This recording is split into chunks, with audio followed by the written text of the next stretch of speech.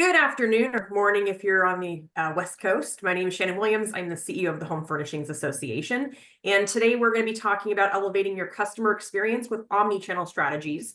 And we're going to dive a little bit into looking at the cohesion and the strategy that goes into bridging that gap between that online and in-store experience. And then we're also going to talk about just optimizing that customer journey, how to make a more seamless experience, and really how do you develop a retail model that actually meets the rapidly changing expectations of a more connected consumer. This webinar is being recorded, so I'm expecting some really great information. Go back, watch it, and you'll find it on demand at myhfa.org/webinar.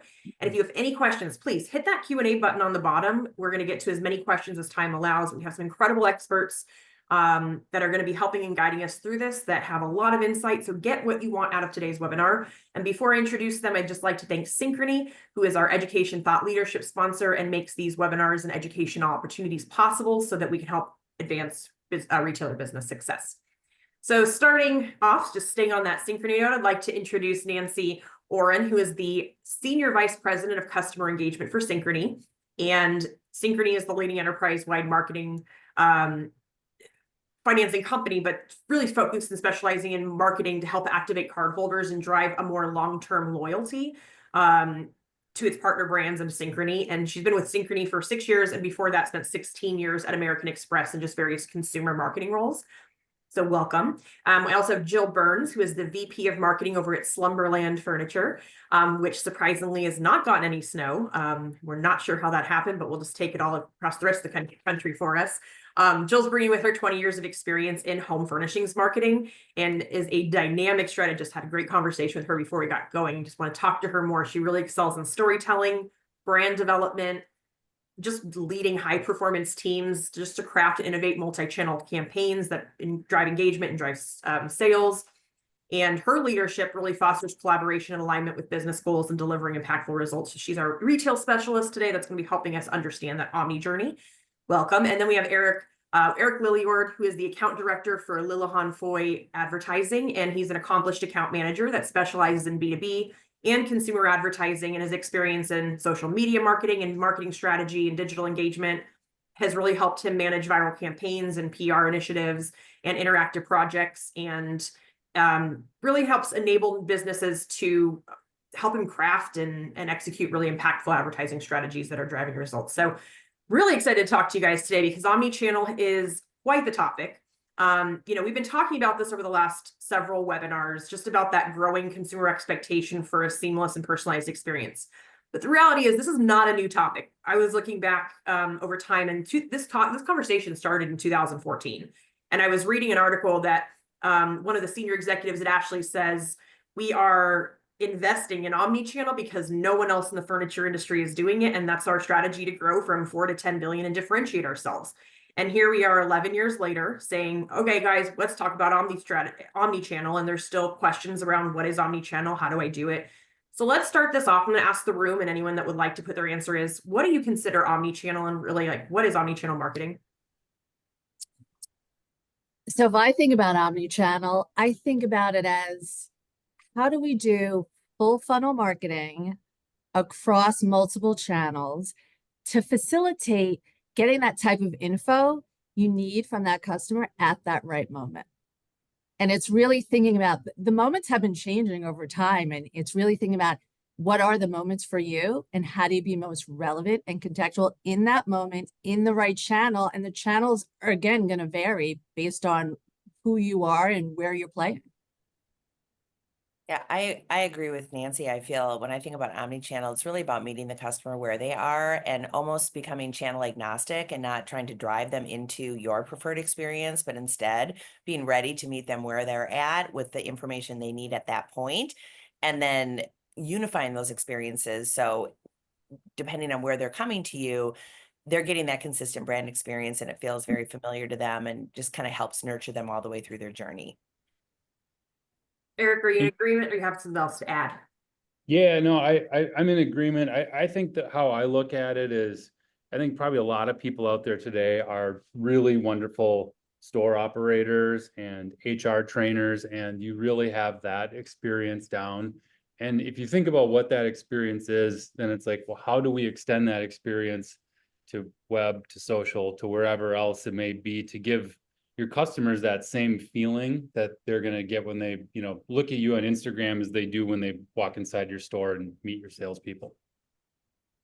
That's a really strong point. I was reading some past articles, just looking at some trends in our industry, and I was looking at one from early 2023 where our industry was doing about $210 billion in retail sales. And it's interesting because if you look back 20 years, 100% of that was brick and mortar. And as you look forward to this now, a third of this is brick and mortar.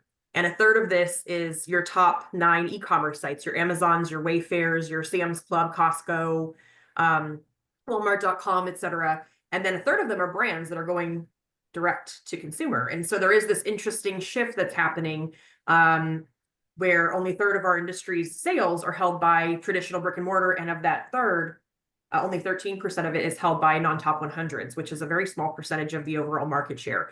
So there's something to be said about this, meeting the customer where they are. There's a very clear evidence that there's a lot more online shopping happening. So can we talk, this is the #1 question that came in, and I'd love to spend the bulk of our time here. People want best practices and they want strategies for just seamlessly transitioning customers through that experience, online, in store, where we're meeting them. So can we just talk about that and really dive in as deep as we can? If you know of anyone that has, the best practice and knows definitively what that answer is, please have them call me and tell me, because I think we're all trying to figure that out every day as different platforms come online and different, there's just challenges. There's different outside economic influences. You mentioned, Wayfair and Amazon and these brands. I don't think anyone in the furniture industry 10 years ago thought that was going to become a primary point of competition for us. So I think to me, where you can really excel is, again, always keeping top of mind your customer and your customer's experience. I think whenever I've had a misstep in anything that, we've tried to do strategically, it's when you lose sight of that customer and their overall experience, even, meeting them where they're at, or being able to predict when they might be ready to shop, which is a great thing to try to do. You can't force them into shopping when they're not ready. So all of this is just really about trying to better understand them and their journeys. So I think, connecting the efforts that you're doing with the end result, which is sales, which for a lot of that, it ends up being an in-store experience. That kind of traffic relationship with your website, we know that there's really tight connections there. Understanding exactly what the lever is that you pulled to get them through the experience and into the store, that's where, to me, the ultimate challenge lies. I'd love Eric's perspective on how he helps his customers measure that, because I think that's one of the the main challenges that I have as a retailer, spending a significant amount of money on marketing. It's like, you can chase vanity metrics, you can, be showing up everywhere, you can be, seeing, a high level of engagement, but do those engagements really translate into sales and traffic into your showroom or onto your website? That's the $1 million question we're all trying to answer. Yeah, and it's difficult to measure it, because like you said, you can try and, you can spend too much time trying to break everything down to an ROI, and that can be hopeless, right? I mean, because then you'll get down, if you really dive in enough, you'll see metrics that sort of fly in the face of other metrics that you're looking at and really give you two different answers. I think the way that, the way that we look at it is, at the end of the day, we know how many customers are starting their journeys on, like social media channels, for example, because we see it, right? We see it in our own homes. We see it with our friends. We see it with people who say, oh, I'm building a new house, I'm looking for furniture. Here's what I'm looking at, right? And they're showing you stuff on social media channels.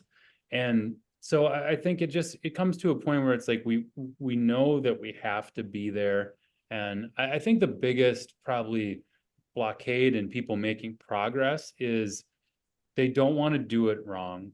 And what we try to, embolden people and tell them, you kind of can't do it wrong. I think the best social media marketers are just trying things all the time. It's do it, measure it, see what worked. And if it didn't work, it's, you know, it's gone in 12 hours. You know, I mean, that's kind of the beauty of where we're at. It's not like you used to have, I mean, you build a website, you spend, you know, $100,000, $250,000 on it, and it didn't give you what you wanted, and now you're kicking yourself. You know, social's a little different, where it's, you know, try things, be free, have fun, and you'll see good results, and you will get metrics back that you'll be like, that worked.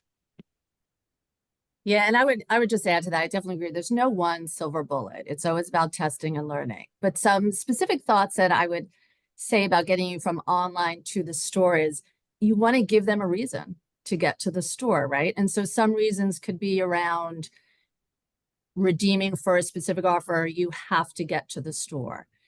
But you have to give them a reason to go. And maybe it's about how do you craft and create the right experience to get someone in there? What is it about the experience that will be differentiated from going somewhere else?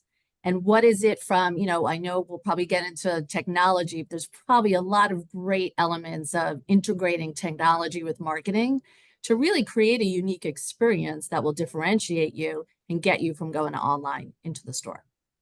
I think one of the things that we do really well at Slumberland is we're really aggressive about, again, learning about our customer and using data. And Nancy, I'm sure you in consumer financing are, I mean, some of the best data miners around. So we like to start with really understanding from a data perspective, losing the anecdotes, losing your gut a little bit. We all have it, especially if you've been in the industry a long time, but really trying to back that up with data and true consumer insights. And then I think it really does help you narrow in and target a little bit better. So it makes those dollars more effective. You're able to kind of do more with less, but it takes that investment into truly doing that consumer research, both on your own customer and the broader category and consumer, you know, more broadly, you know, bringing those insights in and comparing it against your customers. So I would say, you know, a real good starting place is, do you know your customer? And then do you know your brand and what you stand for and why you are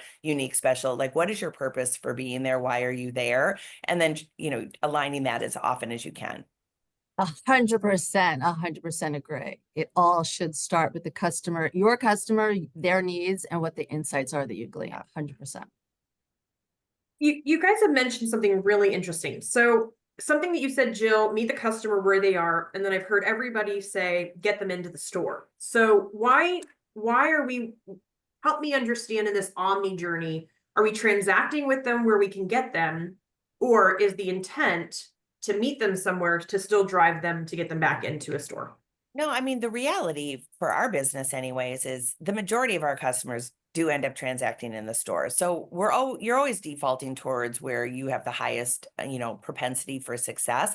We don't dislike customers purchasing online, and you know, we have a whole e-commerce team set up to make it easy for customers to purchase there. But the reality of the furniture industry in general, if you look at different categories, you know, electronics have the highest percent of people who are willing to buy online. Furniture is absolutely the lowest, you know, percent as a category. So that is kind of meeting people where they are. You just have to acknowledge the reality. You can be a D2C brand and do 100% of your sales direct to consumer, but guess what? It's really expensive, and it's a lot harder to differentiate yourself and make people better understand that value equation. These are high consideration purchases. They take a large amount of money. It's why so many customers, you know, rely on financing and enjoy, you know, those types of offers.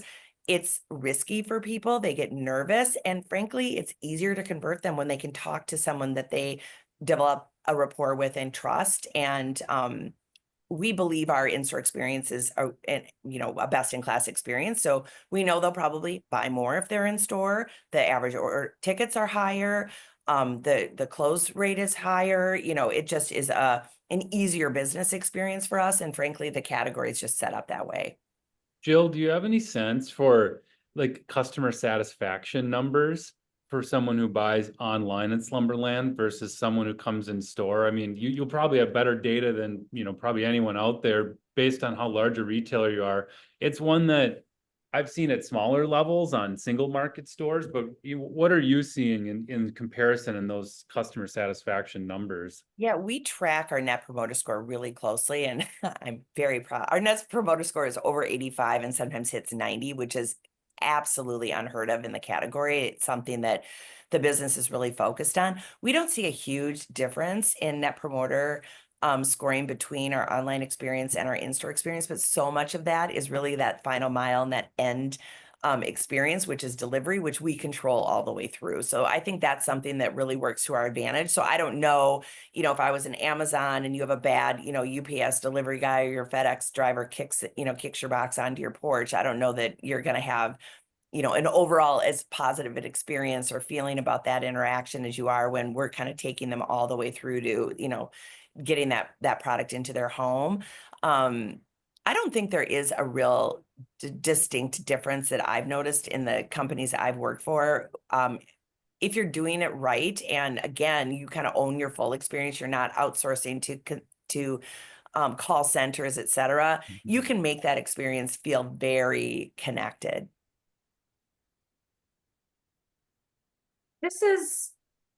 This is a really interesting concept. I mean, I hear you on the connection. So you guys own your entire experience, including an in-house delivery team, correct?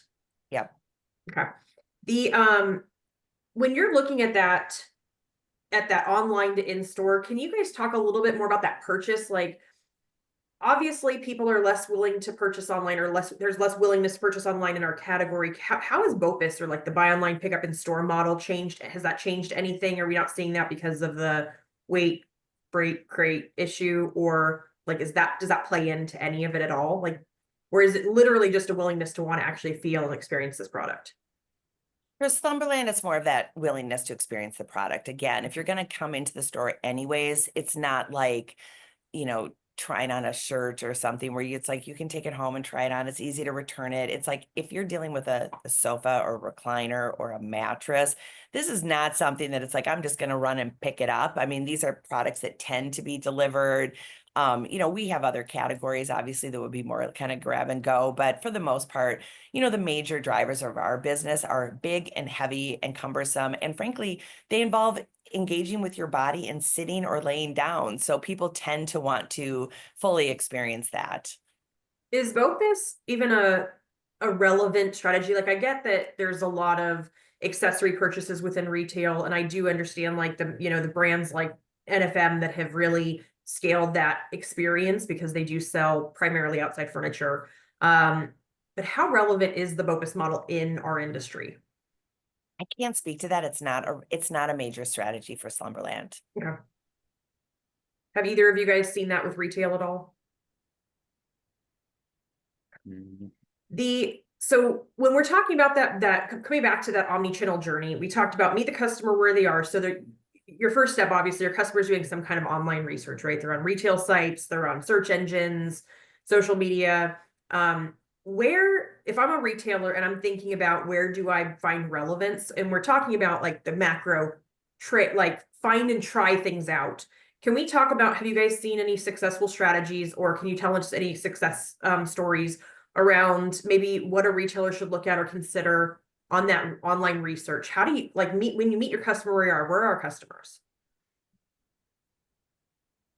Our customers are getting a ton of information from influencers. They're on TikTok, no matter the generation, they're on social media, and more purchase decisions are made by these people who are promoting products online. So I think certainly social media is a huge play in everybody's arsenal.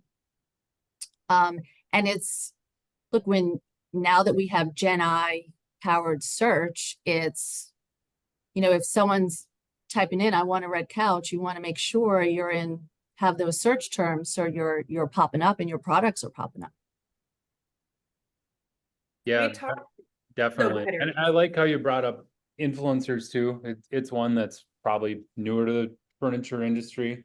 But it has to be a major consideration. And I think I think one thing you really want to look at is there are a lot of influencers out there who have a national, appeal and a national following. And if you are in a certain market, I think one thing you can do with influencers as a way to meet customers is to look at the market that you're in and find influencers that specifically have influence over that is for some reason are going to be localized.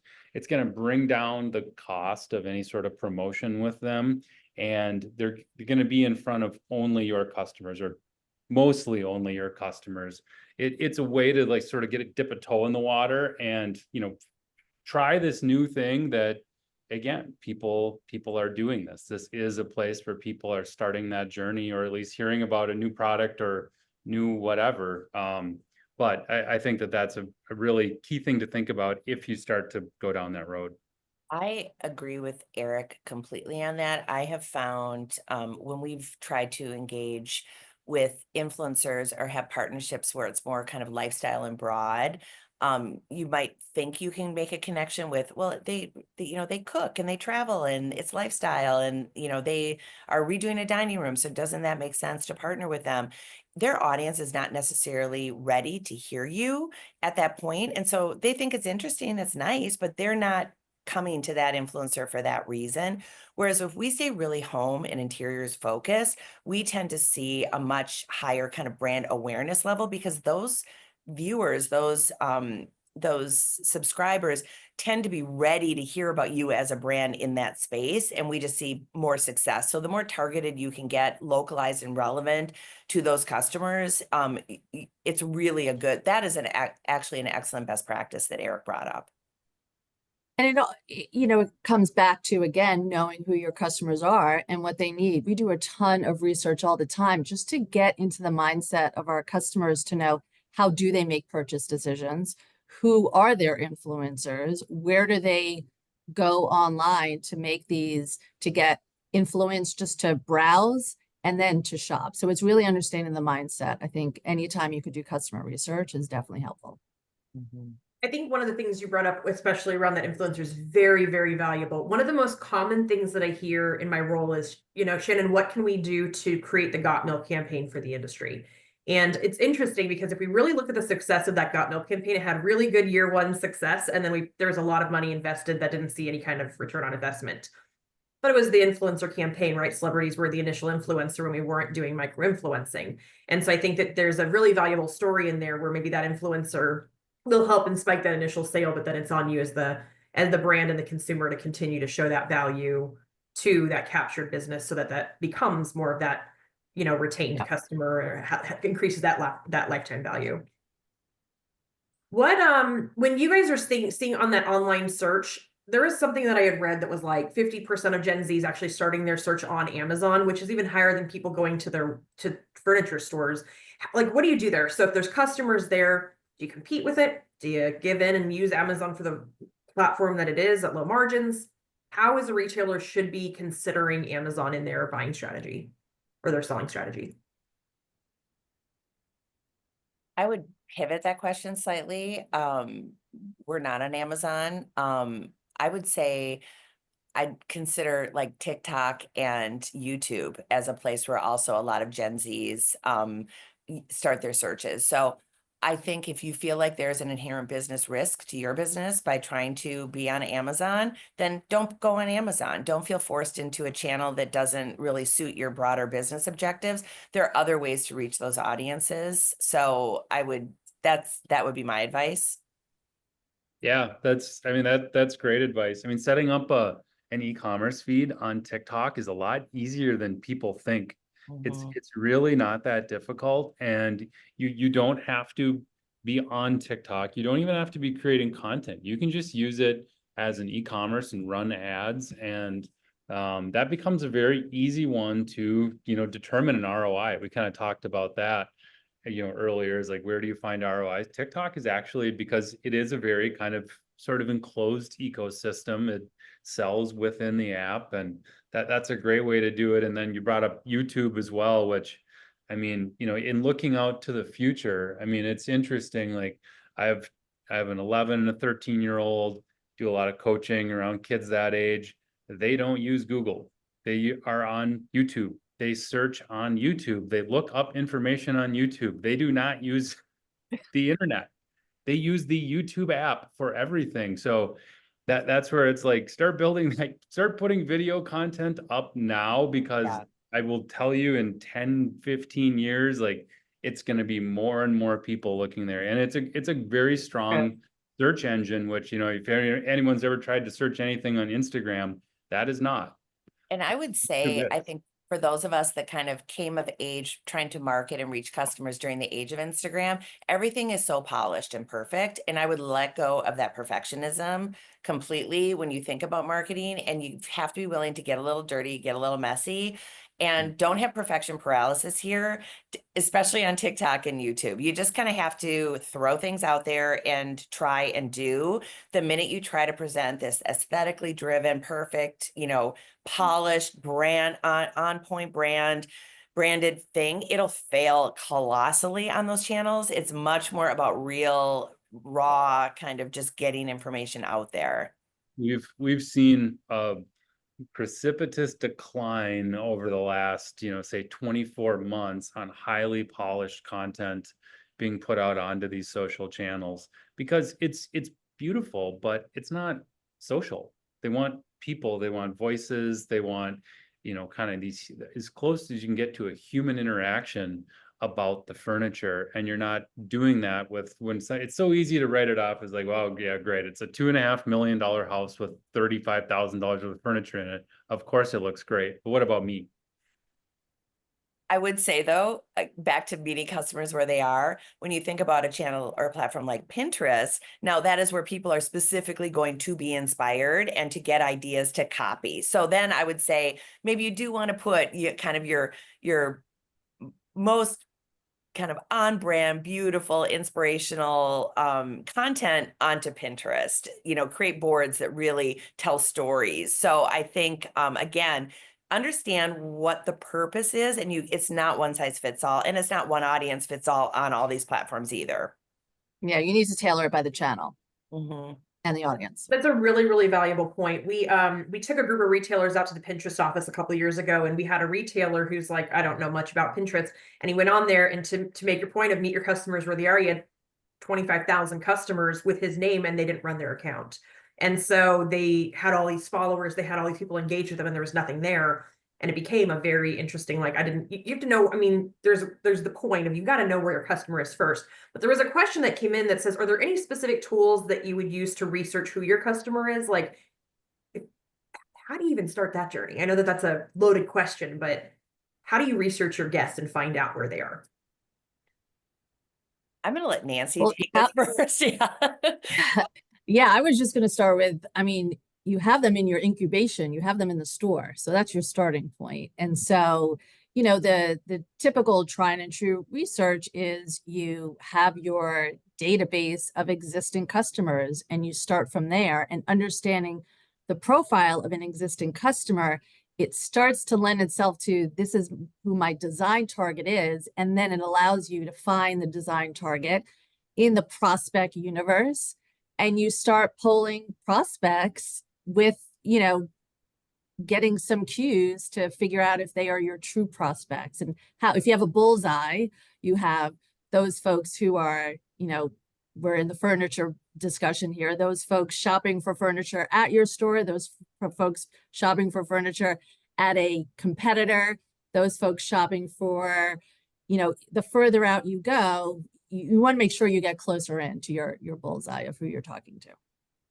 So we've talked a little bit about where to find your customer, how to play around, how to test things. Can we talk a little bit about how are you bridging that gap between, we found them online, maybe they've gone to our channel, but now they're in store to do the touch, the feel.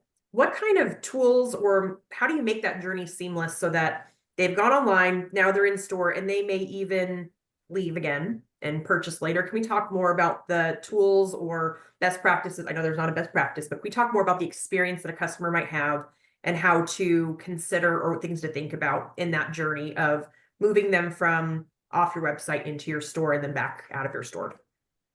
Yeah, we retarget when we can. I mean, we'll use, again, an omni-channel strategies. So if we know that someone has, you know, been searching for furniture and for whatever reason has come in, you know, there's companies you can work with that help you retarget, and you know, they use phones and you know, other technology to track people. It's kind of, you know, semi creepy and semi useful, right? You know, it gets scary when you realize just how much we're all being, you know, observed. But you know, we will use sometimes, if we know someone has been searching online, then we'll follow up with a direct mail piece with an offer. You can really track a lot if you have a compelling enough offer. I think Nancy mentioned that earlier.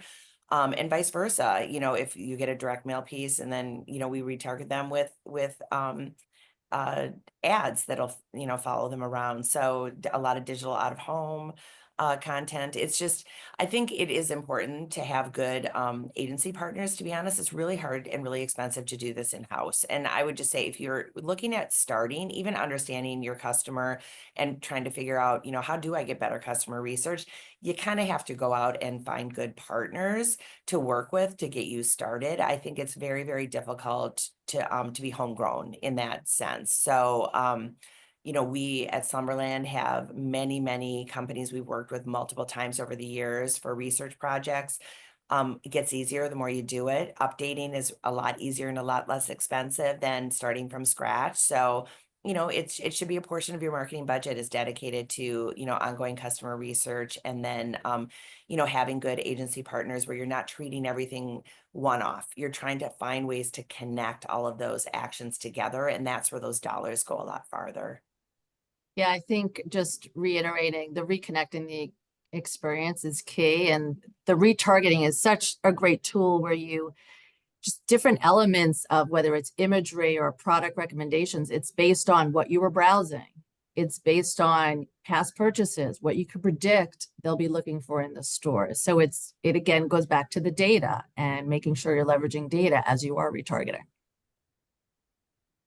Eric, do you have anything you wanted to add? Yeah, I mean, I think for when we look at customer research, I think there's a lot of people now are trying to tools. I hear all the time, like, well, let's send out a Survey Monkey, or, you know, something like that, where it's easy, you can send it out, and you get the stuff back and you're like, all right, there's some answers. But I think you really, it has to be more like one-on-one type conversations, or people have to be present. Like there's so many important nuances, and the way it's said, and, you know, validating this customer is in fact, you know, part of your focus group. This is who you want. And you never know where customers, when interviewed or being part of focus groups, they can say such brilliant things and they don't know what the brilliant thing was. And so you really do have to have whoever your smartest people, if it's internal, if it's ownership, if it is an agency, make sure that they're all there and taking part in it, because there really are great insights to be had, but you have to be present and you have to listen carefully. Because I think those are the nuggets of gold that you can kind of start to like build, you know, campaigns and build marketing strategies around. Can I offer a counterpoint to that, Eric? Because I have participated or run a ton of focus groups and surveys. And one of the funny things that we'll laugh about is sometimes if you ask them really basic questions like, why did you start shopping with us? Or how did you hear about us? They'll say things like, oh, I read a newspaper ad or I saw a commercial. And you've never run a newspaper ad and you didn't advertise on TV. So sometimes, again, those anecdotal things can kind of be myth building, and they take on this life that you don't that's where real data actually can be very helpful. And I think the real power is if you can do both and merge it together for your insights. That's where you're going to get those nuggets, those you know, magical things that the customer drops, but you're also counterbalancing it with real facts and data and like real behavior, not what they think they did or think they were influenced by, but actually what happened. Well, if we're talking about asking customers how they came to you, I agree 100%. Never do it, because they will be wrong every single time. Let me ask you a question. So one of the things that when we talk about omnichannel, one of the things I think I've seen shift over the past maybe 10 to 12 years is when a customer walked into a brick and mortar store, you had to get that sale done. You had to hard close. Because if they walked, there's no such thing as like the be back bus. Not coming, they go, they're not coming back, right? And there were a lot of sales strategies developed around how do you, if your customer does walk, how do you get them back in the door? And now this new omni-channel journey, I've heard a lot of encouragement around putting something in a cart in the store and getting it back home, or getting a like an AR or VR experience so that they can get back home and try it. Can we talk a little bit more about letting your customer walk and make the decision later, right? Isn't that kind of what omni-channel is? Not just meeting them where they are, but allowing them to take their own journey. Can we talk, like, Joe, would you mind answering that? Have you seen that Yeah. same shift? And then how have, like, as a retailer, what have you had to do to accommodate that? Well, you have to set up, you have to have the tools set up. So again, if you're feeling like you want to be able to follow up in that way, you know, are you connecting your checkout and your online cart experience so your sales associate can have access to that? You know, are you building a loyalty program where you're able to, you know, stay connected to these customers? You know, it does take an investment to be able to be in that position, to be very comfortable kind of letting them go. Even if you were a rock star organization who saw a 25%, you know, conversion rate for in-store visitors, which is so high, 75% of the people are going to leave. So you have to come up with strategies to try, right? Because you're not willing to just let go of all of those people. It costs so much money to get them in the door. You know, you have to have strategies to continue to keep them engaged, but you also have to really still strive to kind of close when they're there, because anytime you lose them sort of to that next step in the journey, there's other opportunities for them to get distracted or picked up by someone else. So I think both things kind of have to be true simultaneously, and you have to invest in the ways to stay connected. Are there any strategies that you've seen people do to try to still get that, you know, some of that business in that 75% that you're just, maybe you've tried and failed at, or maybe you've seen other people succeed at? Like, are there any that you would be willing to share with the group that seemed worth talking about? Well, I think, I mean, most people are probably super familiar with abandoned cart strategies. I mean, that's a classic example of that online, and utilizing that. So if you, again, can have some kind of a loyalty program where people are willing to sort of sign in to see their pricing, or, you know, expose that, you know, that transaction or step in their process, in their journey with you. You know, if potentially they bought in store before, maybe there's a level of trust there. They're more willing to buy online. They've got something in a cart. Well, you can have a whole strategy around talking to them, texting them, mailing them offers. Hey, you forgot something, or can we answer you a question? I think making chat and online support readily available for people is really helpful too. It's like, hey, we're here. We're here to help you answer your questions, you know. And I mean, those are some of the most successful re-engagement campaigns that probably most retailers will run, is cart abandonment strategies. Yeah, you said a couple things there that I think could be considered a best practice. I think chat is a big one. It's a big undertaking. It's scary, but for the retailers that we've, you know, worked with, who we've either helped them implement it or they've implemented it, it's worth it. You know, it's just, think about just in your own life. It is easy when you're on, I mean, that thought of calling an 800 number and going on hold versus just, I type it in and I can keep doing other things. And then, you know, you're probably going to get AI first, and then eventually you're going to get a person who can help you, or maybe even AI can. Maybe it's a simple question, but I think that's really worth it. And I think another best practices for cart abandonment is, you know, coming up with a strategy to get a cell phone opt-in, because, you know, text, we are seeing like text cart abandonment strategies work at a considerably higher rate now than email.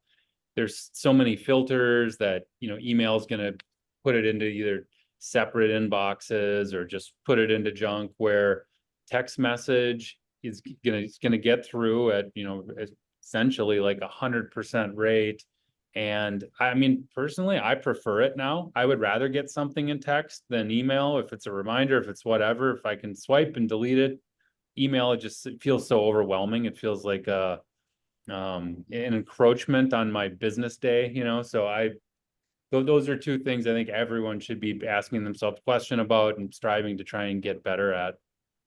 And how do you make it appealing for a customer to do that? So what are you offering if you give me your phone number? Well, I'm offering to update you on your order status. I'm giving you convenience. And so making sure that you're tying that value add back to the customer. It's not just I want to be able to market to you and sell to you. It's what am I offering you? Yeah, good point. I'm hearing you say do this with a real person, not a bot, because I know so many people are trying this chat strategy, maybe with an AI tool or a bot. How important is it to relook at this with an actual human being versus a tool? Yeah, I mean, it's extremely important, right? If especially if you're talking furniture, if you want to eventually get to the point, furniture or mattress, where they can ask questions, ask about fabric, ask about special orders, ask about lead times in stock, whatever, that's going to have to get to a human. There's maybe something that you can do with like an initial question with a bot to try and qualify the person, maybe be able to take care of it, but there has to be a transition that happens there. And like, you know, and you can utilize sales, you know, on floor salespeople for this. You know, you do have some time because you have that, you know, initial open with the bot, and people aren't expecting it to be instantaneous, right? They know that sometimes it can take 10-20 seconds. And I mean, I think every furniture store, I mean, except for maybe, you know, Saturday at, you know, about, you know, 1 o'clock, would say, we have the resources, we have the human resources to be able to have these conversations. So I think it's really important. When you look at the journey where a customer's purchased, how important how much of a consideration does a retailer need to consider on the customer feedback end and the review side to really improve that experience and even personalize more future interactions? It's everything. I mean, we take that incredibly seriously. It's probably one of the most important metrics that we look at. And I will tell you again, with our Net Promoter Score, we read every comment. We try to deal with every negative and reach directly out to that customer. It is a critical KPI that we look just to measure the overall health of our company. Again, we won't be here if customers don't leave feeling really positive about their experience. And we strive to be absolutely best in the industry at that. And the reviews are not only helpful in getting your customers back, but the reviews influence your prospects to purchase with you. Mm-hmm. Everyone's reading reviews. And sometimes if you sell products that are available in multiple places, it's the differentiator between why they would pick you versus someone else. When you It's usually the first thing they look at. Mm-hmm. When you think about that customer journey, how do you customize and differentiate when you're looking across a lot of different channels? Product, message, audience targeting. I mean, you really do try to, again, if you understand who your customer is or your potential customer, you know what products are going to best appeal to them, you know what they're looking for, and you tailor your messaging accordingly. And I would say this is where AI actually can be super, super useful within your process. I think a lot of us would love to double the size of our teams. When you look at the amount of customization you'd like to do, it's really hard though to have the resources to be, you know, that granular. You know, you can take things and sort of feed in to an AI model and get a lot of really good kind of versioning done out of that. I wouldn't rely on AI to concept for me. I don't think it's good to like trust the DNA of your brand to AI, but it's a great tool for kind of expanding on what you have. That's where you want a really good content library and a CDP to be housing different offers based on your customer base, different products, different messaging. But you do want an underlying consistent brand message, obviously. I know we'd all agree with that, and consistent, you know, look and feel across the channels, but your messaging should be varied so you could test into what is going to be working. And again, be contextually relevant but for that channel. What we kind of look at and what we tell people, especially those who are taking, you know, their first step into doing some of these things, is just give it the personality test. Think about your store. Think about the personality that someone's going to get inside. Are you kind of a humorous bunch? Are you very design driven? Are you laid back and easygoing? Whatever that is, try and infuse that into whatever these channels are. I think it's it takes the pressure off, because even as, I mean, in talking about this, it sounds so overwhelming, right? And it is overwhelming, but I think to take that first step, like that's a really, like, it's a nice way to make sure that you're staying true to yourself and to who you are. And an easy way to think about it, to not try and get into like content and, well, what kind of content do I need to have? Just make it match the personality of your store, and you're going to be making good first steps in doing it. I love that. This is gonna sound like a weird question. I'm gonna throw this to Jill first. What's the biggest mistake you have made in the omni-channel decision-making process? I really do think it's trying to force an outcome. And I think as marketers and as brand experts, we tend to want to talk about the things that are the hardest for us to execute, because we feel very proud of ourselves with coming up with that solution. And whenever I've done that and really focused on me and my needs, or my company's needs, or what we want to have happen, it's been a colossal failure. It really is. Again, if you do not keep your focus on that customer and what it means to them, it doesn't matter. You can list 10 attributes that you know were really important to why you developed a product or developed a strategy. If you don't turn that around and flip it from a customer's lens to view what it does for them, it's not going to work. So I would say those have been absolutely the biggest missteps I've made. Nancy, Yeah, have you made the same mistake, or do you have a different one? well, I was just gonna to add, it's just about keeping it simple. And I think, it's a common mistake is to forget that there are nuances among the different channels. And it goes back to, you need to be contextually relevant to the person, but to the channel as well. And so it's not a one size fits all. And so while you need to have symmetry and consistency, you need to have differentiation within the channels. This is when you're saying going back to like the Pinterest and making sure that Yeah, it's polished exactly. content, or TikTok should be not that at all. Exactly. Okay. Yeah. Eric, you've worked with many companies doing this. What's the biggest mistake that you have either made or seen made for this omni-channel? I think chasing a metric that we don't know if is an important metric yet. I mean, I remember early on, there was a lot of like, we need to get more followers. We need to get, and so like we'd run these things and give things away and, spending huge amounts of money to try and get more followers. And then, but it was so early, we didn't really know. And then we really learned, well, really engagement is what you're looking for. And so I think it's, don't chase a metric if you don't know it's an important metric yet. I think over the years in social, I can think back a lot of times when we were chasing something, we wanted to do it, we accomplished it, and we accomplished moving that metric, but not necessarily moving the needle, and not necessarily bringing more people in store, improving the experience, or doing anything worthwhile, just hitting the metric we were looking for. I second that, Eric. Really, really good. A good perspective there. And I know this matters based on the business, but would you guys say that there are any metrics that a retailer really should think about or consider in the omni-channel journey that would help them determine if what they're trying is successful or worth investing in?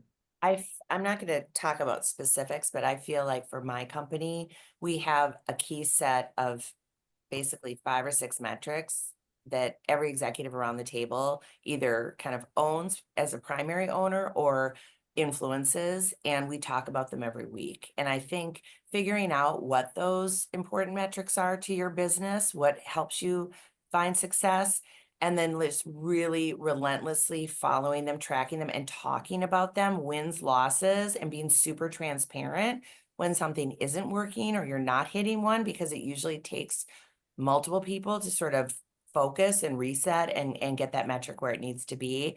They shouldn't change. They should be pretty stable.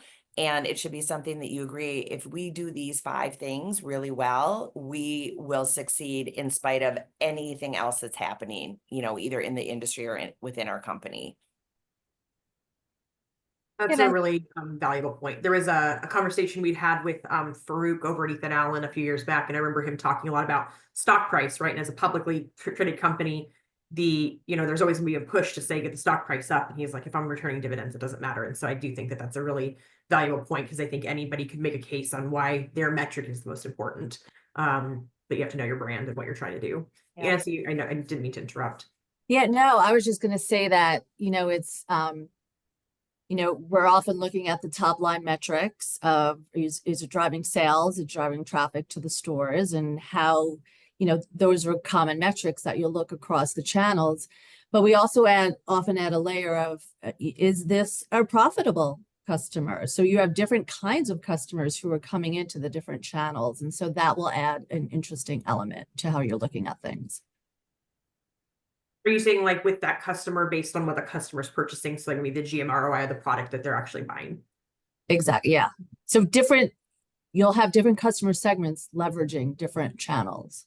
And so their behavior is going to be different. Fair. Well, the value of the customer, I mean, you think about an offer, it's like, well, can we sell more if we make it 25% off? Yep. How about if we make it 50% off? We're going to sell more. Well, what if it's 80% off? Well, at some point you're not profitable. You're not hitting another metric. So again, it's about how all of these things work together Yep. that really allow you to keep your business focused.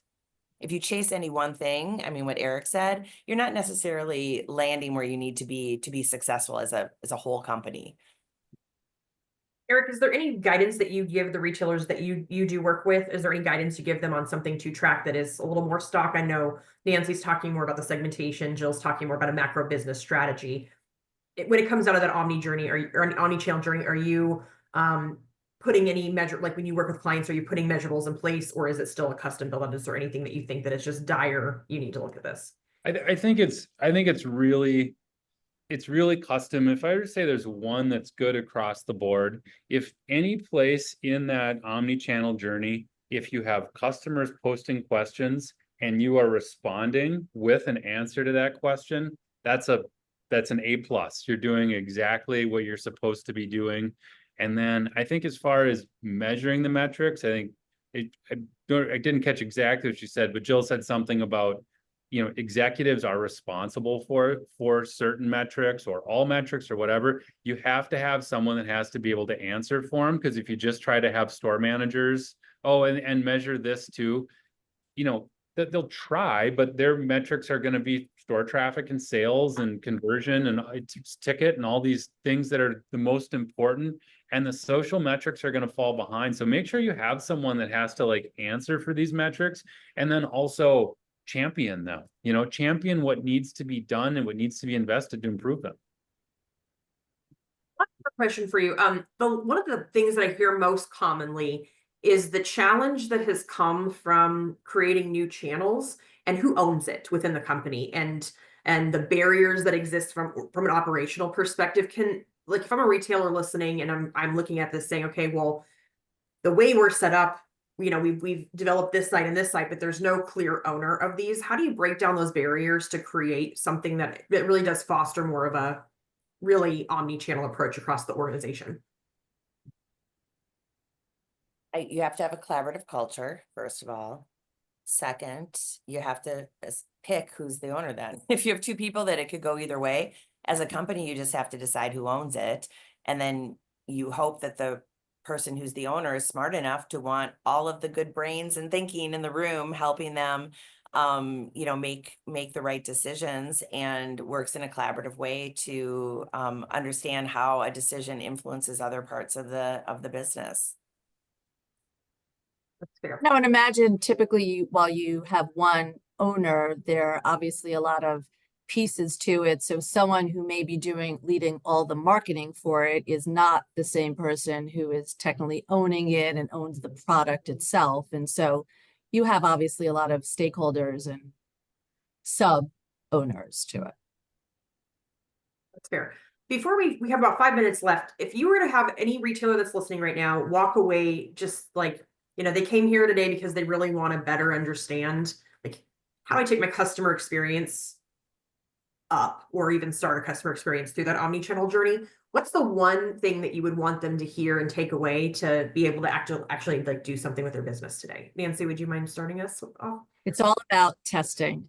There's no one silver bullet. You got to test into it. And the starting point to testing in is you start with the data, which is how we started this conversation.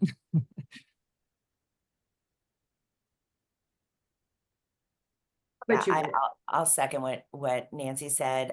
Testing is key, not being afraid to fail. I think if, 100% of what my group does is successful, we're not pushing it enough. We're not trying and experimenting enough. And I think fostering a culture of it's okay to not be perfect, I think is a really, really key thing to do to move your business forward.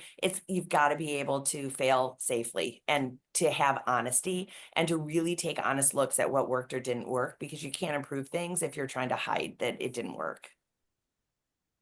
Yep. I agree with that. Couple of things I have, like, use your stores as idea collection areas. Your salespeople, talk to them. They're getting the same questions over and over, and those questions are always changing, right? There's different hot buttons, there's different things. This is your answer to get you content that's going to be on point for what people are looking for. And then, figure out who in your organization can be an on-camera talent. You never know who it might be. Have some different people try it out, but that's going to help you at no additional cost bring a human element into into these channels, which is going to help then bring these ideas to life and make it feel more engaging and approachable than it would if you just do a post about it with no face, no one I could maybe talk to or ask. that's a really good point. Well, I really appreciate you guys. The biggest takeaways that I've heard today: test it, test it, test it. Be comfortable, safe, being failing, and having a culture where it's okay to fail. Meet the customer where they are, but also make sure that what you're distributing per content is brand cohesive but specific to the channel. So I think there were some really, really good takeaways. For those of you that asked some questions about resources, head over to myhfa.org. At the very top, there's a line that says member benefits. And then if you drop down, it's a member benefit guide. There's lots and lots and lots of tools and resources around AR, around POS systems, around omni-channel groups that will help create a seamless experience, advertising groups, marketing groups, just more resources that you can look at that all HFA members get discounts to and can help you determine what might be the best source for you from a very non-biased point of view. I want to thank all of our panelists. Thank you, Nancy. Thank you, Jill. Thank you, Eric, for sharing your expertise. I think we can definitely, this is going to be a topic of conversation forevermore. So I thank you for sharing this, and I'm sure I'll see you guys all again in the future to talk about the next iteration of omni-channel and those new strategies emerge. I think what TikTok is right around the corner that we're going to have to figure out where we're pivoting on that. And then there is an upcoming webinar for all of you guys to talk more about the strategies to drive your business. The next webinar is actually going to be on Thursday, January 23rd. We're bringing in our lobbyists and having a conversation on government affairs and what's impacting the home furnishings industry this year and beyond with the, and just while looking at what the future is going to hold for the industry with the administration change. And we've been talking to our lobbyists daily, and it's a lot. So you're going to have to tune in. This should be a very vibrant conversation, and this is a really great opportunity to get your voice in as we head back up to Washington, D.C., meet with lobbyists and legislators. If you are interested and a retailer and want to join us on that journey to help influence legislation, feel free to reach out to me at swilliams@myhfa.org, because we are planning a really great fly-in this year, and I'm looking forward to making a difference and influence this industry. Thank you again for tuning in. Thank you for your participation. Together, we are building the future of furniture retail. Thanks for tuning in, and we will see you guys next week. Thank you. Sure, guys.